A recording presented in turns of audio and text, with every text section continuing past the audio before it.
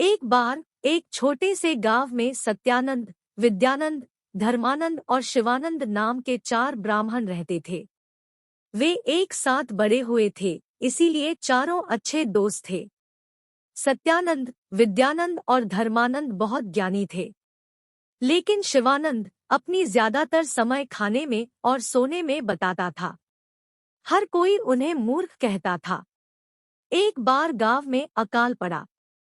सभी फसलें नष्ट हो गई, नदी और झील सूख गई। गांव के लोग अपनी जान बचाने के लिए शहर में चले जाने लगे। सत्यानंद ने कहा, हमें भी जल्दी गांव छोड़कर शहर में जाने की जरूरत है। वे सभी उससे सहमत थे। लेकिन धर्मानंद ने कहा, हम शिवानंद का अपने साथ नहीं ले जा सकते। उसके पास कोई कौशल या सीख नहीं है, वह हम पर बोझ होगा। विद्यानंद ने कहा, हम उसे कैसे छोड़ सकते हैं? हम एक साथ बड़े हुए हैं। फिर वे सभी शिवानंद को साथ में ले जाने के लिए तैयार हो गया। उन्होंने सभी आवश्यक चीजों को एक साथ पैक करके शहर जाने के लिए निकल पड़े। रास्ते में उन्हें एक जंगल पार करना पड़ा। जब वे जंगल से गुजर रहा था, तो उन्होंने देखा पास में एक जानवर का हड्डियां पड़ा है। वे हड्डियों को करीब से देखने के लिए रुक गए। विद्यानंद ने कहा, यह एक शेर का हड्डियां है। सभी लोग सहमत थे।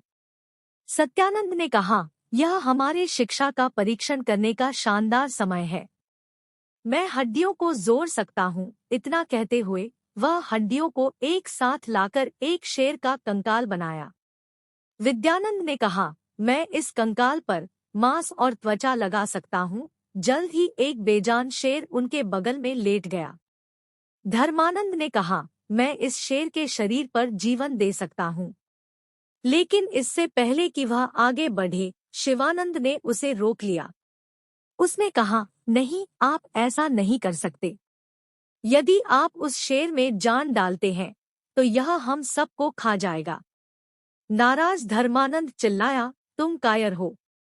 तुम मुझे मेरे शिक्षा का परीक्षण करने से रोक नहीं सकते। तुम यहाँ हमारे साथ हैं, क्योंकि हम तुम्हें लेकर आए हैं।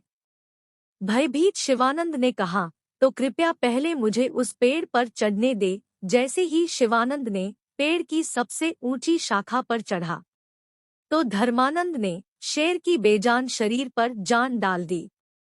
एक गर्जन के साथ उठते हुए शेर तीनों ब्राह्मण पर हमला किया और उन्हें मार डाला।